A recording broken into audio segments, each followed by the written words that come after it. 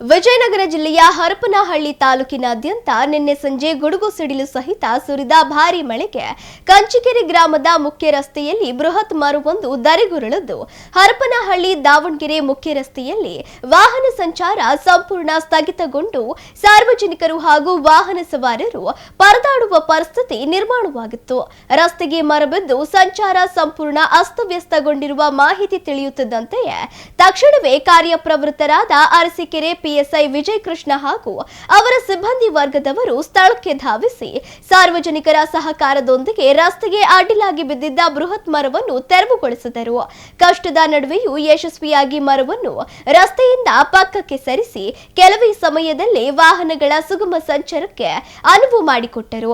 ಅನಾಹುತ ಸಂಭವಿಸಿದ ತಕ್ಷಣವೇ ಸ್ಥಳಕ್ಕೆ ಭೇಟಿ ನೀಡಿ ಸಾರ್ವಜನಿಕರ ಸಮಸ್ಯೆಗೆ ಸ್ಪಂದಿಸಿದ ಅರಸೀಕೆರೆ ಪೊಲೀಸರ ಸಮಯ ಪ್ರಜ್ಞೆ ಮತ್ತು ಸಕಾಲಿಕ ಕಾರ್ಯಾಚರಣೆಗೆ ಸಾರ್ವಜನಿಕರು ಶ್ಲಾಘನೆ ವ್ಯಕ್ತಪಡಿಸಿದರು.